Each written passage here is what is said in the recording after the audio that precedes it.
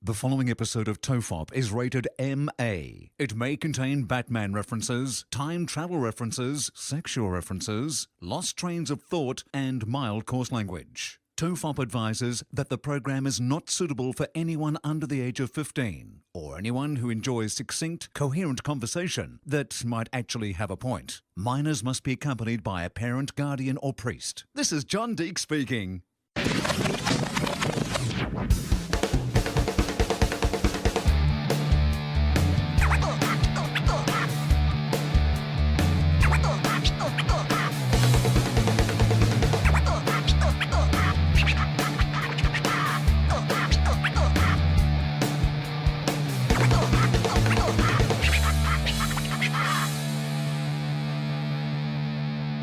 Everyone relax, this is TOFOP. I'm Charlie Clausen. I'm Wil Anderson, and I'm excited, Charlie, because it feels like we're returning to a golden era of TOFOP, because we've just decided to spend some of our limited and hard-earned money on something stupid. Yeah. I mean, it really feels like we're in that sweet spot of just wasting money for ideas that amuse us and no one else. So, do you want to run people at home through the conversation we've just had with Mike Hall, our producer? Yeah, this is literally hot off the press. So just before we record the show, we normally have a bit of a chat with Mike Hall, just catch up on things and make sure our levels are right and everything. And he just informed us that he's bought a brand new turbo Mini Cooper in the colours of TOFOP. So red, black, chrome and white, sort of that St Kilda-esque sort of colour, which is also the colours of his favourite team, the Cleveland Trailblazers. Portland Trailblazers. Is that right? No. Portland Trailblazers. Sorry, fuck, I should know that. He's in Portland, Well, Oregon. the Cleveland Trailblazers, they actually trailed an earlier blaze, but unfortunately it was a terrible trail and they all died. And ended up having to move to Portland. But he said that he's looked into the idea of getting personalised number plates because there is exactly 5 characters you can put on the number plate in that state. So we did the math, we crunched some numbers, and we said, yeah, why don't we get some TOFOP number plates so you can get a TOFOP vehicle? The TOFOP mobile. There's literally going to be a colours of our... The TOFOP mobile. Like the Batmobile, we will have our own TOFOP mobile that is driven by our producer. I mean, just the fact that we're going to confuse so many people in Oregon, to me, is one of those things that it's worth it. It's worth it for any amount of money. Yeah. Michael, I don't think you understand. I have to explain to people constantly what the fuck TOFOP means to people in Australia, where the reference has at least some kind of validity. But you're going to be explaining that shit all the time. You're going to have to get really up to date on Russell Crowe's band so you can really walk people through it. I mean, the amount of feedback I get from listeners to this show who listen from overseas, who say when they meet an Australian, they're like, oh my God, you're Australian. Do you listen to TOFOP? And then have to explain to the Australian what TOFOP is. I think it's going to confuse a lot of people. When people ask you, what's your show about? What is your standard go-to answer? About 70 minutes, give or take. Exactly. Yeah. There is that pause, isn't there? I mean, I often I find myself dissuading people from listening more often than encouraging them to listen. I'm always like, well, it's me and my mate, and we sort of catch up and we talk about stuff. There's no real kind of format. It's about... Oh, hang on. Mike Hall's given us a bio. It's a comedy conversation between 2 old mates. That sounds terrible. So I wouldn't listen to that. Sounds terrible. Sorry, no way. Is that going to be our No tagline? I'm happy for nothing for everybody. Yeah. Mike Hall, if you get the decal of our heads on the side of your Mini Cooper so you can get a tax write-off, and you can you also get the tagline written underneath? It's a comedy conversation between 2 old mates. Just in calligraphy, under our faces, on the side of your car. And it's a comedy conversation between 2 old mates. Yeah, put a little asterisk next to it, and then underneath have the explanation of what it actually is. That'd be really brilliant. I think it's sometimes interesting when somebody else explains what the show is about to you. And so yesterday, I got together with some guys to record a FOFOP that'll come out in the future with 2 really cool guys who have a hugely successful international podcast, but they're based in Australia. It's called The Weekly Planet. And you got me onto this podcast. Like you were the first person who said to me, you got to listen to this. This is really great. And so I'm doing an interview with those guys for their podcast, and they start trying to explain what TOFOP is. And you can even see in their eyes, they were like, well, sometimes they talk about stuff that's like the stuff we talk about on our show, comic books and movies and stuff. And sometimes they talk about nothing. And like the last one was about a dream Charlie had. So generally, it's a podcast equivalent of sitting next to that crazy guy on public transport. Oh, yeah. I think it's a random journey of you'll never know what will happen next. Yeah, I can actually finally announce the reason I'm in Adelaide, because they've done a press release. I'm working on Wolf Creek right now, and so I'm meeting a lot of new people that I'm working with, a lot of cast members, a lot of crew and stuff, who are sort of slowly kind of cottoning onto the fact that maybe I have this other life, this podcast. And so I've been doing repeated explanations of TOFOP over the last 2 weeks, which has been... Like, I think I'm getting more apologetic as the time goes on. One of the girls came up to me yesterday, one of the cast members, and said, a friend of mine lives in New York, and she's been listening to you, and she's been hearing you say you're working on a show in Adelaide, and she put 2 and 2 together that we must be working together. What's your show about? And I was like, look, just ask your friend. Like, I mean, if she's your friend... Like, she might be able to explain it to you better than I could, because I don't want to start off. I don't want to... I mean, I also get embarrassed saying, we talk about time travel and Batman and stuff, because I don't want to, like, paint us with that brush. And I don't want to say we get into, like, serious topics, because we don't really, delve into it that often. I mean, I don't really know, Will. It's 7 years and I still don't know what this show is. You know how there's a lot of product placement in these... TV shows these days. It's obviously harder increasingly for people to get budgets to make, impressive works of, television and film and stuff like that. And I imagine working on Wolf Creek, which was such a hugely successful Australian movie and then became a really, really successful, like, international TV show. I imagine they want it to look really good, and they probably have to raise money to make it look really good, right? Is there any chance... Yeah. that as well as Mike Hell's personalised number plate, that we could put a little bit of the TOFOP Patreon budget aside and just get a scene in the film where, like, Mick Taylor, the murderer, is just, like, in his, like, kind of, like, murdering place, doing some murdering, like, getting his torture on, and he's listening to TOFOP in the background? Like, maybe that's the thing that sends him into his murderous rage.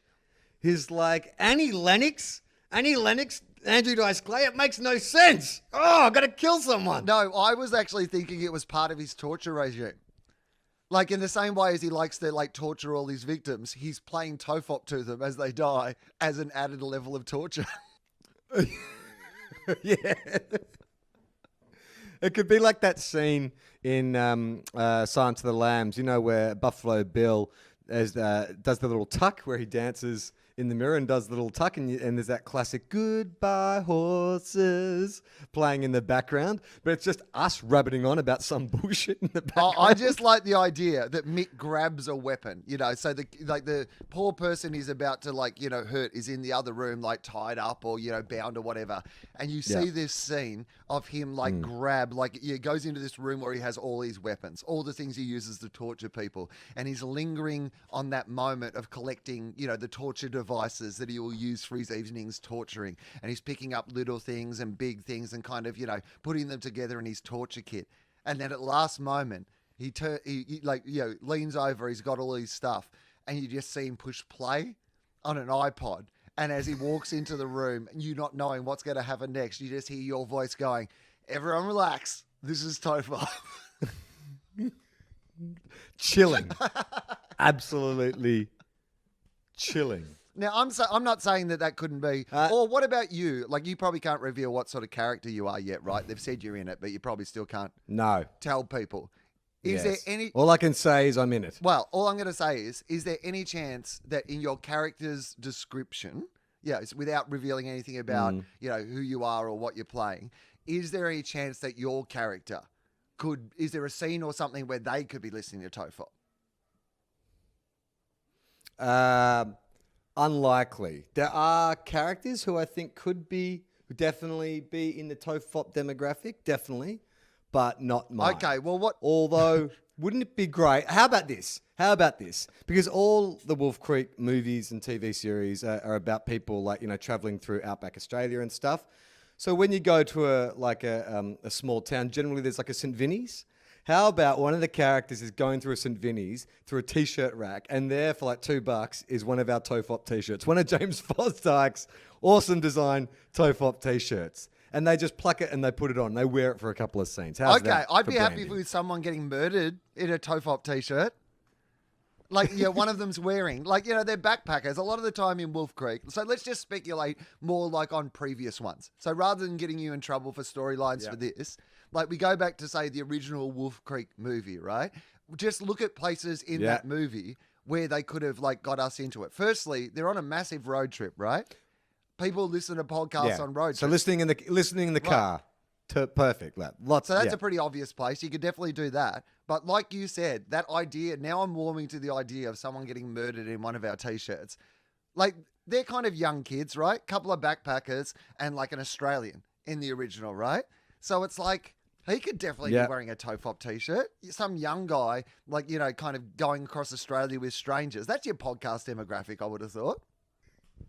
Would you have the characters enjoying TOFOP? Like, how heavily do we lean? Like, all right, I guess if we were like Sony or Starbucks or GM, like a big company wanting some real push in our product placement. Let's say TOFOP has that kind of money. Our Patreon's gone through the roof. So we've gone to the producers and we're like, we don't just want placement. We want the characters referring positively to the show. Like, would it be something like, that scene in iRobot where Will Smith takes out a pair of Converse, like brand new Converse from a box, and opens the logo directly to the camera? It's like, thing of beauty. Like, do you think in the first film, Nathan Phillips just takes out his earbuds and it's like, Charlie Clausen and Will Anderson certainly are a comedy conversation between two old mates. Yeah, I'd like to see that you come back from a scene, because it's kind of montages cutting from Mick to them in the car having their sort of thing, right, or whatever. So, you come back and they're all laughing at once, laughing uproariously at once. And then he turns the camera and just goes, "Oh, Will and Charlie, you've done it again."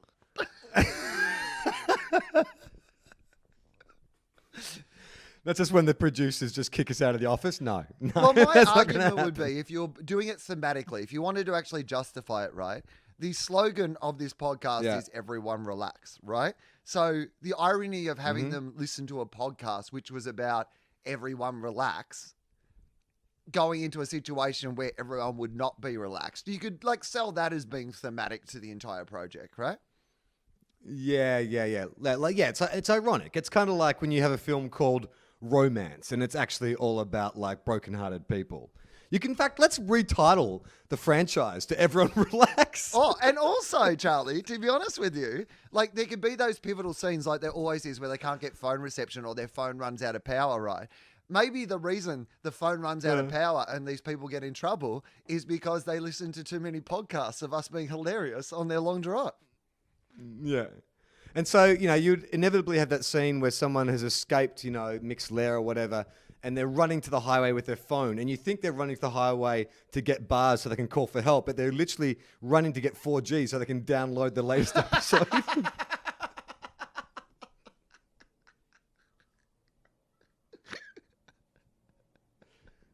Are you a horror aficionado, Will? I mean, I know Amy is big into horror. Did you grow up liking horror I like films? horror films, and I've seen heaps because obviously Amy's a huge horror fan, but I would not consider myself an aficionado, no. Well, in the 80s, which, was kind of our golden era of horror icons, did you have a particular favorite? Was there a Freddy or a Jason or Mike Myers? Any of those icons tickle your fancy? Yeah, I mean, I was always pretty terrified of Mike Myers, mostly the Love Guru, but... little joke for you people out there. There you go, guys. Love Guru was no good, that guys. certainly is a comedy conversation between two old mates. Freddy Krueger. Living up to our subtitle. Yeah, no, Freddy Krueger. I mean, I think like when I was younger, the idea that he was both sort of like horrific but comedic for someone who enjoyed comedic things. I like the idea that, he was, he had witty lines and kind of inventive ways to kill people. I always enjoyed that. I always thought it was weird. Like, if you look at that first one, he was a child molester and murderer.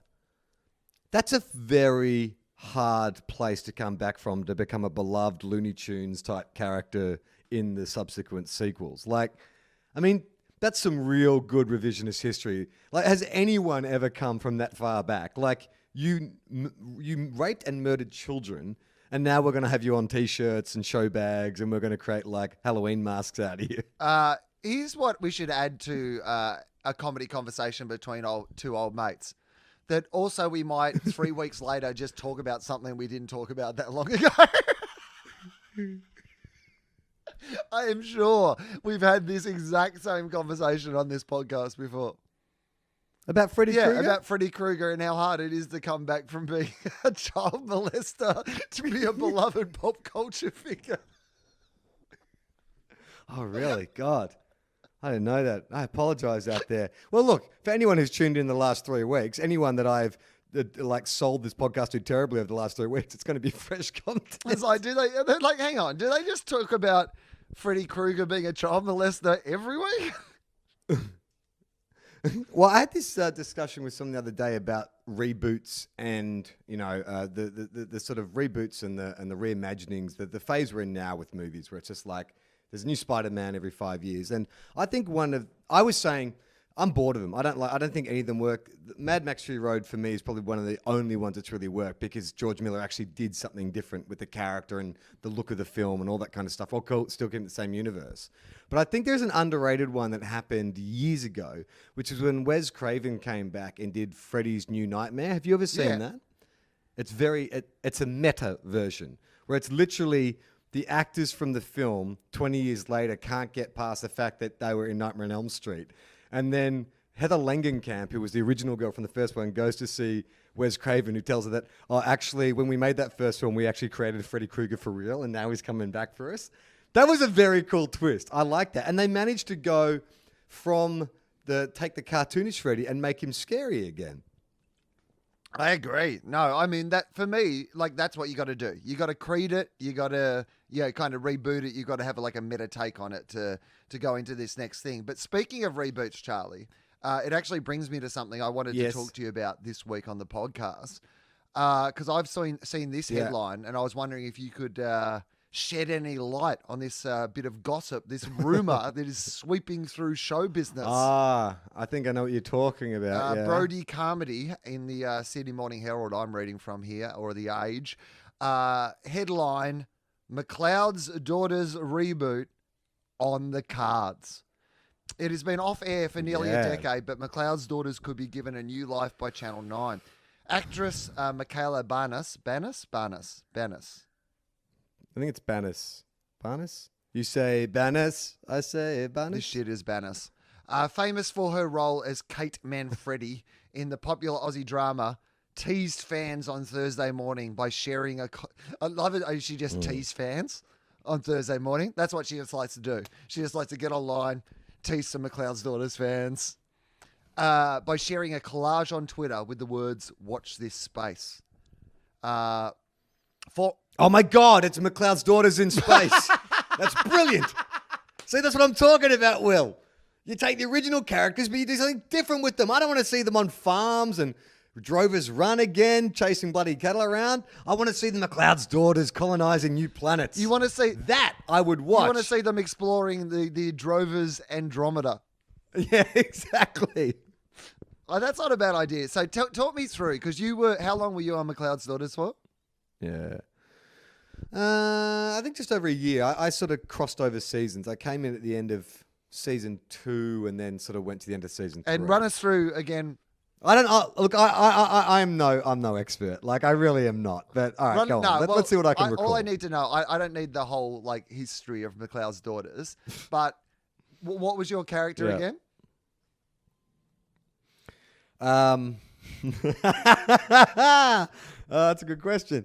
His name was Jake. Yeah. I think his name... All right, here's what I do remember.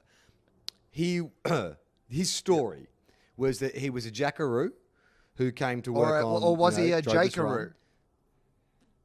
He was a jackaroo. He was a jackaroo who came to work... And his surname, he had a name that was like Ryan Smith Jones, whatever, just Ryan whatever. But then what it turns out, his big reveal, was that he wasn't just some run-of-the-mill jackaroo. He was actually the son of one of the wealthiest men in Australia. He was like the Lachlan Murdoch. Right. And he had come to the country undercover to see if, he could just be, if people would take him on face value, not just like him for being a wealthy prince. His real name was Jacob Kochak, I think. I do remember that. That was the big reveal, is that he was the son of a very wealthy man. And so his father came to visit him on Drover's Run and was like, listen, son, like, I understand what you're doing. You're trying to sort of prove your worth, but you have to inherit my empire. You need to run, whatever. I can't remember what his empire was. And he tried to buy off my girlfriend at the time. He's like, listen, my son has bigger things to do. You're holding him back in this little shithouse town. So here's some money to fuck off. And she didn't take it, which is her loss, really. Because we ended up breaking up. Was she one of the daughters? Was she one of the McLeod daughters? No. Her character's name was Becky, played by the lovely Jess Napier. Okay, so here's a question. It was kind of like Yeah. Your entire storyline was essentially an episode of Undercover Boss, right? Yeah, my storyline. That's right. Yeah. Somebody in the McLeod's daughter's writing room saw an episode of Undercover Boss and went, we can make this a year. I think it might have been preceded Undercover Boss, 2002, 2003, I think that Maybe was. the creators of Undercover Boss watched McLeod's daughters and thought, I can condense this to an episode. I actually remember the storyline, that particular storyline. We had to do this scene where, the scene was that my father took me out to dinner, me and my girlfriend out to dinner, and she was so like appalled by, the fact that he thought she was just white trash, that she played it up even more. Like, she turned up to this fancy restaurant, like, in a denim mini skirt and studded singlet and stuff, and was burping and drinking beer and stuff. But no matter how hard she tried, Will, I loved her. And I didn't care. She could be as rough as she wanted. She was the girl that I loved. I got to be honest with you. I get that, because Jess Napier, I don't know her at all, but she has that quality of, like, she'd be hard to dislike, I reckon. Like, she, as an actress, she was always like one of those characters where you're just like, yeah, it would not matter. I like you. Yeah, I'll stick by you. By you. Yeah, it was weird. I posted a photo on my Instagram recently, an old photo of my McLeod's days, and I'd forgotten what my hair was like back then. But as I wrote in my post, it was like I would go into the hairdresser and say, give me the Ray Martin. Because it was a nice sweeping bowl across my head. I even think I had a bit of sideburn action going at the time. There was some other tidbits I can give you, Will, is that production decided I looked no good in an Akubra. They let me wear an Akubra for, I think, 2 or 3 episodes, and they decided I did not have a good head for an Akubra, so they switched me to a baseball cap. They gave me riding lessons for a couple of weeks and then decided they didn't want to let me near a horse, so they gave me a motorbike instead. I mean, pretty much I was the once two banned things from you getting need to be cast on McLeod's daughters is like wear an Akubra and ride a horse, and you couldn't fucking wear either. That's right. I was banned from getting given cab charges after one night. One of the guys from the show had stuck at his, because we'd shoot like an hour at Adelaide and Gawler in the country, and I decided after shooting one day to go to a mate's place and have a few beers, and then I was like, oh shit, I've missed my ride back into town, so I used one of my cab charges, which is about $240 to get back to my hotel. So I was then banned from using cab charges from then on. Well, you're like, I would have to pay like, my. I would have ridden a horse, but you won't let me near the horses. I thought you were going to say you got banned from using the cab charges because everybody else was riding horses and you were just following them in a cab. The thing about these horses too is they were veterans of the industry. Right. Like, these were the kind of horses that have been used in every Australian production, like, the Snowy River show, the Light Horseman, whatever. These horses could hit a mark better than most actors, and they were totally placid. Like, you had to be pretty shit on horseback not to be able to ride one of these horses into a scene. Literally, you just shit on it. The horse walks to where you got to go. You get off the horse. That's what you had to do. And they're like, nah, we don't trust this dude. Let's get him a motorbike. Yeah, that makes sense, doesn't it? The guy we don't trust on a horse, let's give him a high-powered work vehicle that can reach speeds over 120 kilometers an hour. That makes sense. I did stack one of those as well.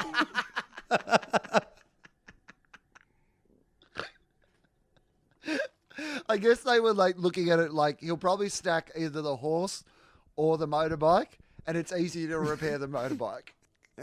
Yeah. Yeah, it was probably an RSPCA issue. To be honest, it's not our decision. It's Peter.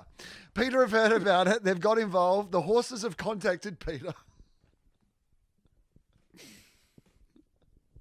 Well, there was one episode I remember we had to film where they actually had... The storyline at the time was that there's a breeding program. We're getting this stallion to mate with a mare, to breed these horses. And so they had a stallion, like a genuine actual stallion, and two mares on heat in the same pen. And I'm not sure, I mean, you grew up on a farm, so maybe you're a bit more experienced than me with this stuff. But when animals are on heat, particularly large animals, they're fucking crazy. Right. Like, they will do anything to have intercourse. Well, at least the males. I don't know if the mare was that into it, I'll be honest with you. But in this scene, I had to go into this pen with this stallion, untether his rope, walk him out into like the paddock, and then the stallion was meant to break free and run off, and they were going to call cut. Now, they had stuntmen and doubles and stuff, but for some reason the director really wanted to see my face walking into that pen and untying this horse. And this thing, man, like, I walked in there and it was revved up. Like, this fucking horse was there to do one thing, and it wasn't a fuck around with some little two-legged human. Like, he wanted to get down to business. He could see the mares on the other side of the paddock, and he was getting ready. And so when I walk in there, this thing fucking starts rearing, like up on its hind legs and hoofs going and stuff. Give me the crazy eye, the Bruce Willis eye, where you just do that big fucking horse eye thing. So I go up, I untether this horse, I open the gate, and as soon as we fucking step out into the paddock, this thing starts fucking rearing, and I'm hanging on to the rope, getting flung around like you would believe. Then the stuntman is screaming like, let go of the rope, let go of the rope. So I let go of the rope, and this thing goes fucking berserk. Like, it runs over to the mares, it can't get to the mares, so then it starts like sprinting around. The entire crew, like a scene from Gladiator, has to run into the center of the paddock, like holding cameras and makeup bags and all this kind of shit, and let this fucking thing circle us like a demon until the horse wranglers could come out like fucking rodeo clowns, distract the horse enough and get it back into the pen. And then they go, okay, reset, we'll go again. I'm like, are you fucking kidding me? Reset, we'll go again. Here's what I think happened, Charlie. I think one of the directors made a bet that he could get some video footage of the horse having sex with you. Because that's what it feels like to me. It feels like he's got the horse all riled up, got him in on heat, put a couple of ladies around, got it all riled up, and then sent in little pony boy claws. Guys, you rolling? Are you rolling? Like we've got to get this when it happens. It's just like the Flintstones. As the horse was mounting me, I'm just like, yeah, it's a living. I guess like maybe one of the guys had just started his own YouTube channel, and he'd seen what sort of videos were getting high hits, and he's gone, I've got an idea here to get my hits up. Yeah, it was the best of times. It was the blurst of times. You're shooting on a working farm as well, which is highly unusual. So it's the closest I ever came to your lifestyle, Will, your childhood, I imagine. Like flies, that's the other thing. I mean, I imagine when you were growing up in Hayfield, the flies would have bothered you, but you didn't have to deliver like dialogue, in a specific point on a specific mark when you've got hundreds of blowflies trying to crawl into your mouth. No. We had to actually be farmers and actually not pretend to do something, actually work for a living in those conditions. So, no, you're right. I'm sure it was much harder to be an actor in those conditions than it would be to be somebody actually trying to survive and make a living and a life in those exact same conditions. You're right, Charlie. My heart bleeds for you, and I'm sure on behalf of my family, we'd like to apologise to all actors for the conditions they've had to go through. Thank you. Apology accepted.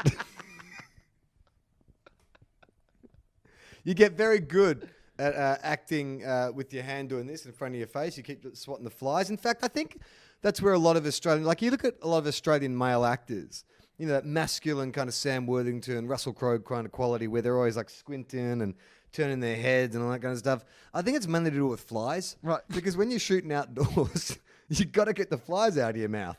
So your head's always down, you're always swatting in front of your face, you don't open your mouth too much. Yeah, I like that look that all Australian actors who act outside have of their mouth being closed and at least one of their eyes being closed at all times. Why can't they replicate it in America? Mate, release the fucking flies.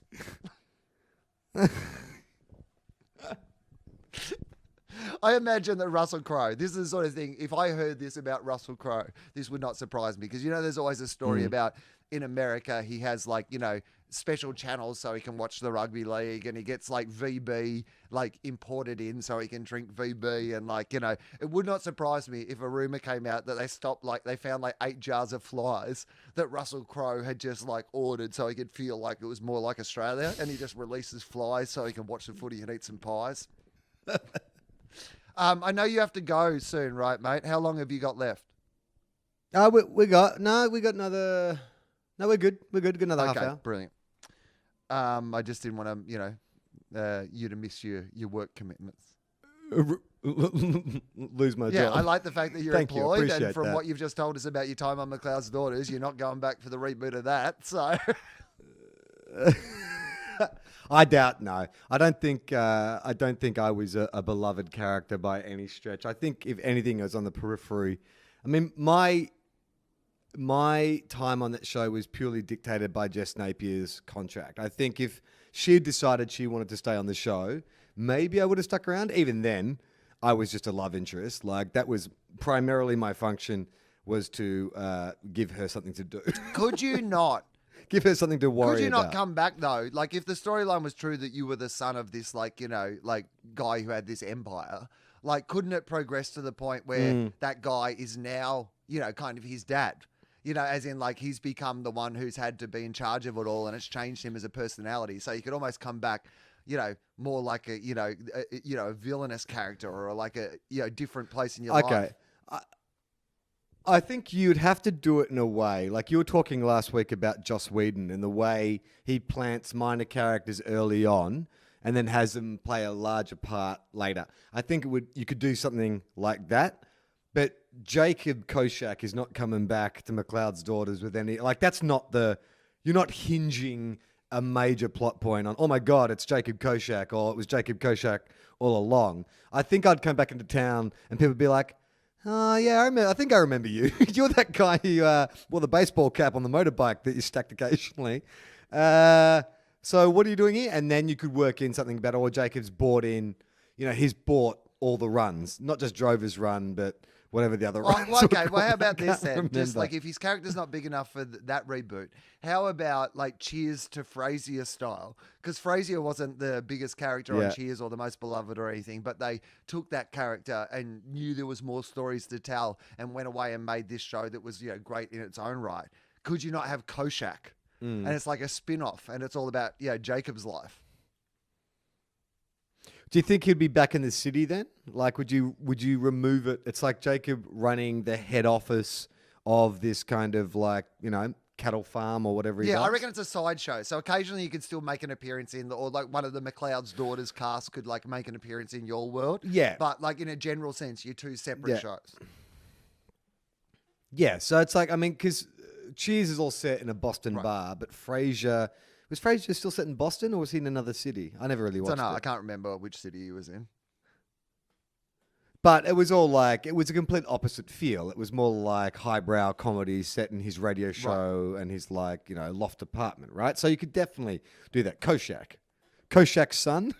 Why don't we go even further? It's not even just Jacob Kochak. It's my sons now. And ironically, my sons are encountering the same problems as the McLeod's Daughters. Or my son, I have become my father. I've got my son into the business, and my son, who's a teenager, is turning his back on me because he wants to go to Drover's Run to find true love. How about that? I like that. It's sold. Quick, get Channel 9 on the phone. Does Eddie Maguire still run that joint? You got connections to Eddie? Kochak's sons. We've got a great idea. It's a McLeod's daughters. I guess it goes with it. It's the same universe. You know what we're doing? We're working on the McLeod's daughters extended universe. So this is the MDU. This is just a spin-off in the MDU. The MDU. Mike House just confirmed that Frasier actually was in Seattle. So that makes sense. So you could have Kochak Industries in Sydney. Makes sense, wouldn't you? Not in Adelaide, not big enough, right? You need to have an extreme. It's got to be Australia's biggest city. So Jacob Kochak runs some property or agricultural business in Sydney. He's got 2 sons, twins. Let's make them twins, or at least close in age. Cain and Abel kind of thing, right? And their names will be... Cain and Abel. Kochak. Yeah, all right. Let's not overcomplicate it. Cain and Abel Kochak. And one of them is like the company man. Yeah. And one of them wants to turn his back on the corporate life and just go work on a run. And so he goes to Drover's Run, which I assume, I never really checked this. I assume it's all meant to be set in South Australia. It's not, even though it was shot in South Australia, it was actually set in South Australia. There was never any local cultural references to place it anywhere specifically in South Australia. But there was never any scenes where Jacob Kochak right? walked onto Drover's Run and went, "How about those crows on the weekend?" Yeah. Did you see there was a footbridge at Adelaide Oval now? It's fantastic. Oh, that'd be great though if Kochak Industries were responsible for building the footbridge to the Adelaide Oval. Yes. Well, that's okay. Brilliant. That's the pilot episode. Is that the Kochaks are in town to open the footbridge at Adelaide Oval? Does that make sense? So you got Dad and his 2 sons there, and they call the sons the Koshakians. Because they're having yes. And there's because it's a big event, it's like a carnival, like a fete is going on, and there's pony rides or a petting zoo or something. And that's when my son, Cain or Abel, which one was the good son? I don't know. Let's say Abel. Yeah, okay. So Abel sees Abel, a so girl. I'm guessing yes. That's I'm going to say that. Yeah. Abel sees a cute chick, running the petting zoo and goes over and talks to her. And, you know what happens? He goes over to the petting zoo or there's pony rides and a kid falls off this pony and this pony runs away and he chases after it. And because he's grown up with horses, he's able to get the pony and bring it back. And the girl's like, "Hey, that's some pretty good moves. You a horseman?" And he's like, "Yeah, I grew up on farms." And she goes, "Wait a minute, aren't you Abel Kochak or Koshakian?" And he's like, "Yeah, that's my father's name. You can just call me Abel." And so from that meeting, he decides he wants to take his tie off and he wants to go with this girl back to her father's farm, Drover's Run, and work on the farm. There you go. That's the pilot episode. I love it, Charlie. This is coming together. I think this is a really good idea. And the best part is I only have to do guest episodes because I'm not the star of the show. I mean, I think that's the best thing I for can just everyone. fly in and yeah. Do all my stuff down Skype. Abel, what are you doing? Come back to Sydney. And your sons, Moving on. Your sons know you're haunted by something in your past. They think it's your time at Drover's Run, but it's actually that time that a horse had sex with you. That's the mid-season reveal. That's why. Yes. Okay, perfect. So Jacob Kochak refuses to visit his son on Drover's Run, and you don't know why. But it's because of that horrible, horrible thing that happened to him. That time they're trying to get that breeding program going. It's also the reason he won't let his sons on YouTube. How do we sell this? I mean, look, I just assume we say it on the podcast and the producers and McLeod's daughters are listening in because they've followed everything you do since you did the show. Yeah, I think so. I still get mail occasionally, forwarded on to me from, I think it's big in Scandinavia. It tends to be the Germanic language a lot of the time. People write to me in wanting photos and stuff, so I don't know. I mean, I guess I do remember the first time I went to the States in 2007. I think it had just been bought by Hallmark or one of those kind of cable channels, and I was seeing billboards everywhere and stuff, so I don't know. It does kind of have that classic Australian look to it. People like Australians in rural settings. Do you remember there was a period I can imagine where it would have been more successful overseas almost because of that.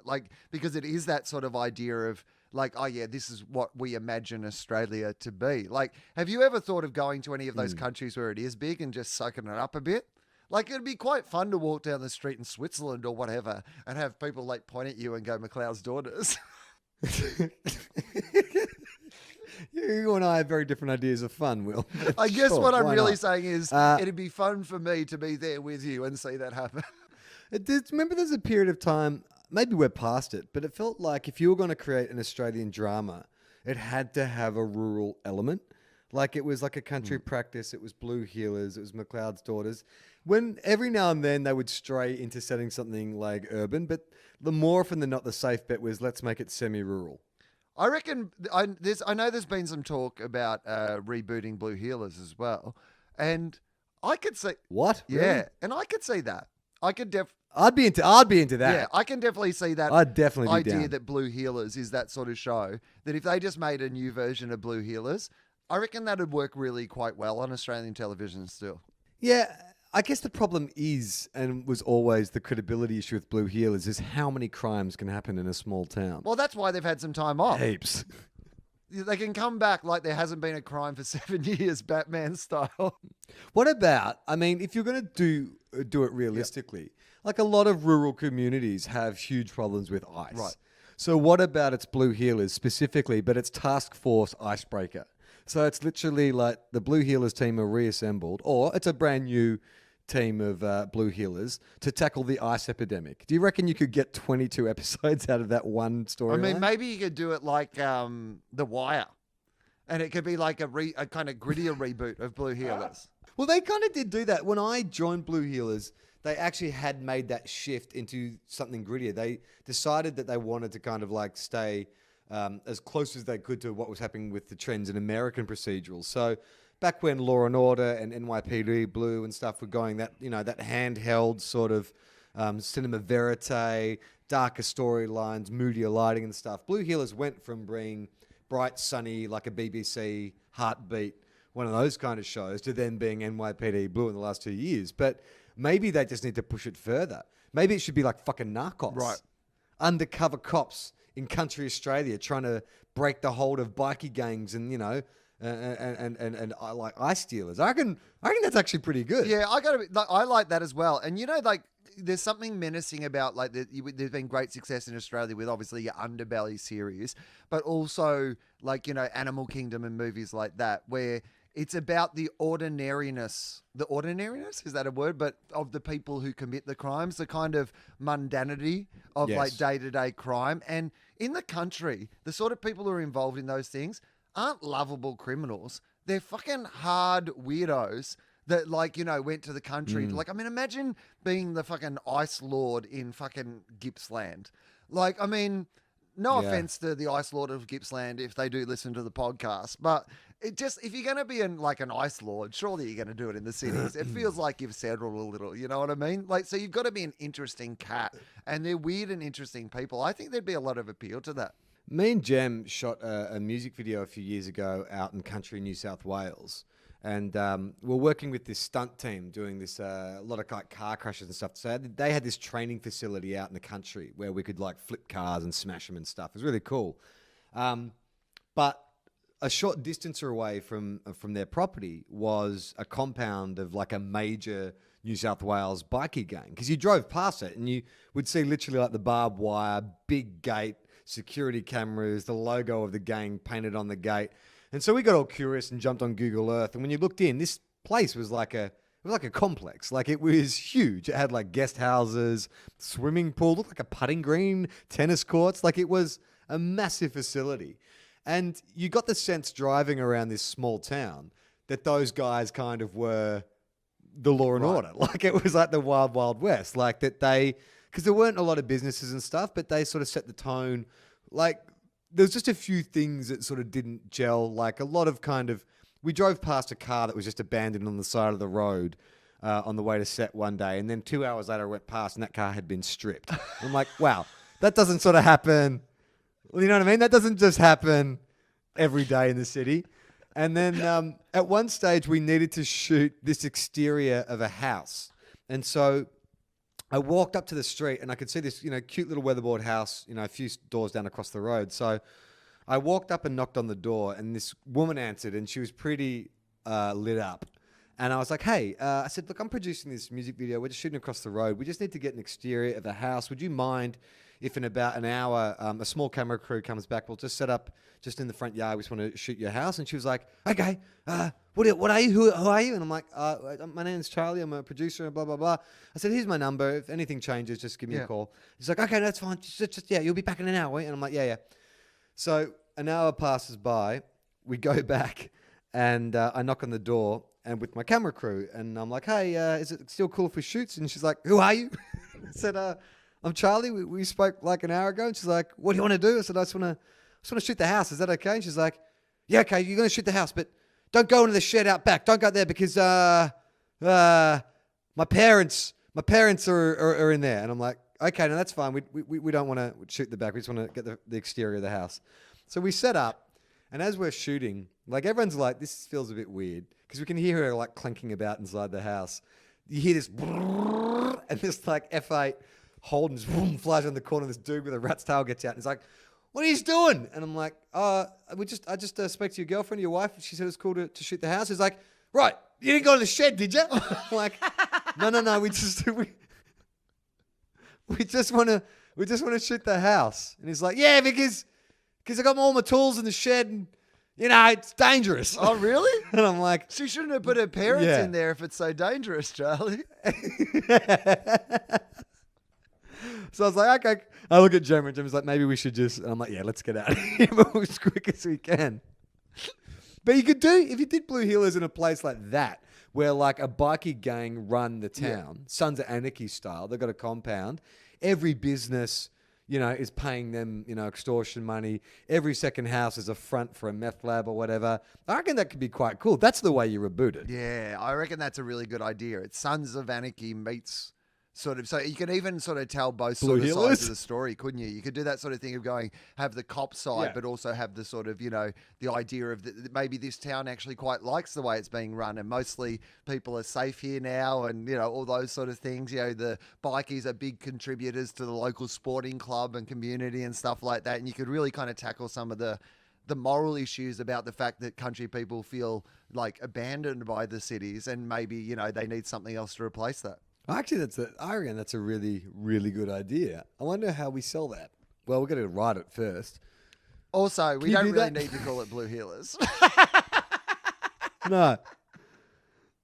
No, in fact, I think that might just confuse people. I feel like that would really confuse some people who tuned in for a charming John Wood style murder mystery and just found this show about, oh, you're a fucking cunt, mate. Where's me fucking ice? Don't fucking, mate, don't look in the shed. Me parents are in there with dangerous weapons. Oh, man. You didn't have any bikers out in Hayfield, did you? Were there any? Did you have any criminals? I mean, there was criminals, there was crime, there was local families that were sort of renowned. Oh, really? Yeah. So there was one family that I won't name, but they had like 7 or 8 kids. Because they'll kill you. I mean, it's one of those things where I could probably say it because there was enough sort of criminal convictions and blah blah blah around it that but. The interesting thing was when you grow up in a community, even though one family is notorious for, being maybe on the, the opposite side of the fence or the opposite side of the law or whatever, like you end up, becoming friendly or playing junior footy or cricket or going to school with, various levels of the kids because they had like, 7 or 8 kids. So, my brother was the same age as Sorry? Playing footy, going to school, going to school, buying your drugs off those kids. So you don't want to piss them off. Well, the funny thing was that they were really nice kids. That's the thing.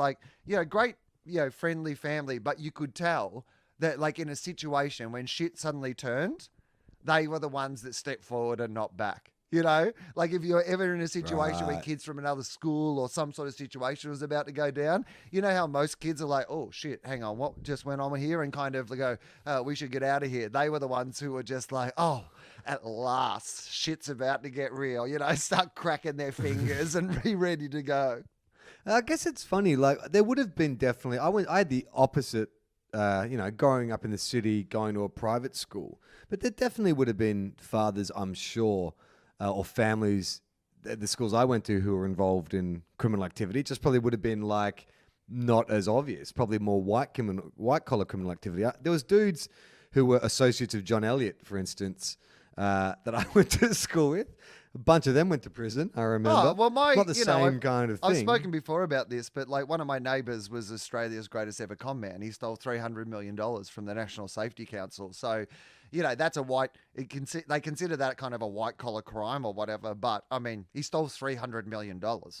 So it's probably probably a lot more impressive than a family that would nick a couple of toasters from the footy sheds or something. That's where. So he was caught.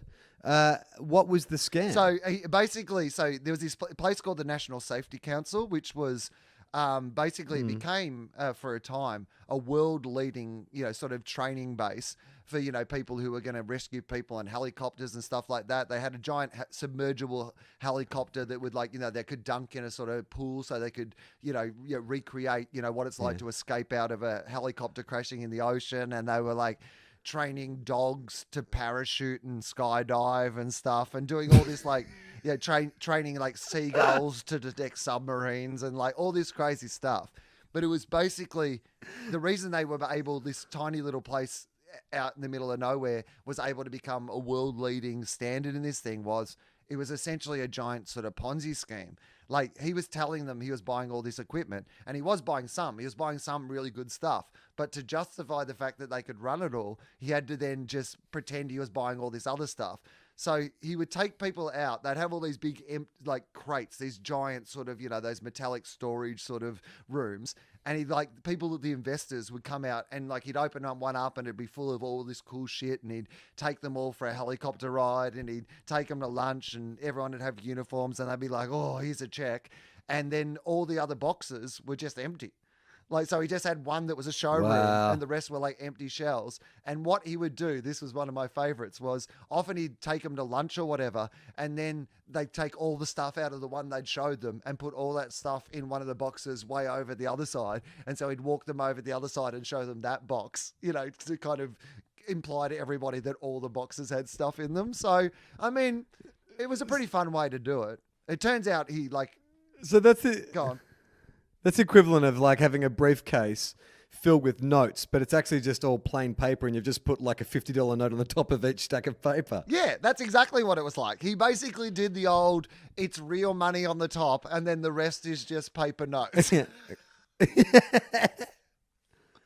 Wow. So how did he get busted? What happened? Well, it eventually Someone finally all fell decided apart they wanted because to... the accounts didn't add up. So eventually it was during the hubris time of banks just wanting to give people money, and it was a very exciting idea, and it was being used by a lot of, huge, the Army, the Navy, all these sort of things were using technology and people and experience that was coming out of this organization. So for a while it was too big to fail.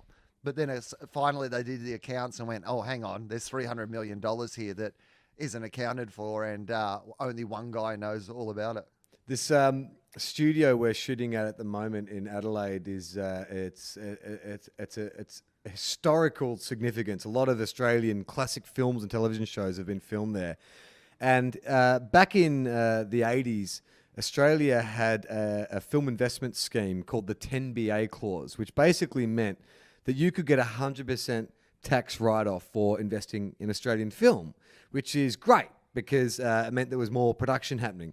But what it also meant is there was more dudes on the Gold Coast from trying to move hundreds of thousands of dollars and investing in any old kind of shit. So this studio is filled with some of the greatest movie posters. I'll take some snaps and see if I can post them to the Facebook page, because some of these films are just amazing looking. I just need to know, at what point did someone go, look, fuck, we don't have a script, but this dude is giving us $2 million from his property company up in the Gold Coast, so let's make this Mad Max knockoff. It's fantastic. A lot of genre films. It felt like back in the day, that's when Australia was making more genre films. Does it feel like you're in some movie or TV show where they couldn't get the rights to real posters, so they've had to create a whole bunch of imaginary movies for the wall? Yes. Yeah, it feels 100% like that. There's one in particular, which is just, I can't remember the name of the film, but the tagline is, "Move over, Mad Max." And it's just a shot of a guy. It's the most poxy, low res photo of a dude in a leather jacket and a beanie holding a gun. Like the only thing from that poster, the only similarity I can tell between this guy and Mad Max, there's no dystopian futurescape. There's no big cars. There's no leather suit. It's just he's holding a gun. And he looks slightly annoyed. Also, if you know anything about Mad Max, the one thing that he's not famous for is moving over. So, Oh, it's great. There's another one called Spank, which is just a topless girl with boxing gloves covering her boobs. And it's like, Adelaide, are you ready to get spanked? See, I mean, like, people complain that not enough Australians go to see Australian films. I reckon we bring that back. that film... I mean, if we've got negative gearing, why can't we have 100% tax write-off for investment in Australian film? That's the best way to get our stupid ideas up. Imagine, Will, like if there was a 10BA clause, every time you and I came up with some fucking stupid film idea or a reboot of McLeod's Daughter set in space, we could just fucking go to some dude on the Gold Coast and get it made. Yeah, why can't they bring that up? Let's bring that back. Let's start making that the biggest issue facing the Australian population. I actually would like to know why they got rid of it. I mean, Because it was probably because it was they must costing have, them heaps of money. but they're not. Oh, because the government would match the investment, I imagine, or something Well, like that. no, they're not paying tax. Because they're Not, but like there's like if you got I get if you you. got They $200 can't- million you're putting into a film, that's or whatever, $2 million into a film. That's $2 million that you're not paying tax on. So that's normally revenue they would get. So the government is standing between us and Spank 2. Yeah, just because they want money for roads and hospitals. I mean, there would have been so many mysteries to me for that poster for Spank, though, because, like, firstly, she's topless, which is not synonymous with spanking. Yep. Like, bottomless is your spanking area. And she's wearing boxing gloves, which are also no good for spanking. The messages are very mixed. Yeah, it's confusing. In fact, hang on, let's look it up. Why don't we finish off on a bit of fucking Spank trivia? Right. What do you think? Oh, great. Yeah, just Google Spank and see what comes up. I bet it's this movie first. Spank IMDb. No. Wow, there's a lot of Spanks. It's definitely not the first entry. IMDb. All right, here we go. Oh, okay. This was actually made in 1999. Oh. Here we go. Directed by Ernie Clark, written by David Farrell and David Lightfoot, starring Vince Paletto, Victoria Dixon-Whittle, and Lucia Mastroianni, I think. Sorry. Paulie, an Italian man, returns to his hometown of Adelaide after spending 3 years in a monastery. Upon returning home, he finds his buddies have not grown beyond where he left them. Together, they decide to open a cafe. Enter a rich young man who's obsessed with Sylvester Stallone movies, thus his nickname of Rocky. Well, that fits in with TOFOP. He acts like a gangster with thugs in tow and constantly belittles his girlfriend. Obviously, the girl and Paulie the girl and Paulie hit it off, and they must have find a way out of Rocky's clutches. The film's title comes from the name of the cafe the trio decide on. Do you reckon that... Well, that's do you disappointing. reckon that character was based on the person who was financing the movie? I think so. And also, why is the topless girl on the poster in the boxing gloves? It doesn't really... Rocky, I guess. Boxing gloves. I guess there's a tenuous link, right? I mean, it doesn't seem like much of a link. There's a second bit of trivia here on IMDb. It says that Spank largely revolves around the cafe culture, which dominates much of Adelaide's social scene, particularly Rundle Street. Did you know that? Well, I mean... Would you think of Adelaide as having a cafe culture? Yeah, but only really recently. So this film was way before its time. Because quite recently, they've turned into a great cafe culture down there. They've got a lot of cool little bars and they've got a lot of cool little cafes and stuff now. But I didn't think so back then, no. Paulie is an ex-priest who has recently left his order and seeks some direction in his life. To his horror, many of his childhood friends still remain exceedingly delinquent, specifically Rocky, a boxing-obsessed 30-something living off his father's success. That would explain the poster. Joe is Rocky's beautiful girlfriend, I'm assuming Joe's in the poster, who is infatuated by the ex-priest Paulie. and the feeling is, of course, mutual. The rest of the film centers on Paulie's friends, Tina and Nick's trials to make their mark in the competitive Rundle Street cafe scene with their own effort. The film balances comedy, specifically multicultural stereotypes, and traditional romance side plots. Oh. So everyone go check out Spank this weekend if you can find it on iTunes, I assume. All right, I should go. Please go to our Patreon page if you'd like to support the show. That's patreon.com/TOFOP. There's lots of bonus content there for people, particularly if you like the artwork of James Fosdyke. For as little as $1 a month, if you sign up to Patreon, you will be delivered a new James Fosdyke comic strip every 2 weeks based on the comedy stylings of this particular show. May be tax deductible in some countries. Who knows? We don't think so. We also have a website where you can find this podcast and many other great audio entertainment podcasts like Willosophy, Will's version of this, but serious, where he chats to more interesting and intelligent people. TOFOP, which is like this, but Will chats to more funny comedians. Or Two Guys, One Cup, which is like this, but just about football. We're going to branch out a bit. What I guess. love the most we have is a we formula. started We this kind of stick to it. conversation by saying that we can't explain to people what this is, and now you're comparing other things to this. Which are all the same, all unexplainable. You got shows to plug. You were going to Canada, Montreal, right? Canada. just for last festival. It's very soon. In fact, 6 shows, critically Will. It's going to be great. So if you got friends in Montreal, or if you're going to be in Montreal, or if you want to travel and come and see the show, that'd be really great, because I got heaps of tickets to sell, 6 shows. So, that'd be great. Come and see it. Yes, please. Okay, we're done. So I'm Charlie Clausen. I'm Wil Anderson.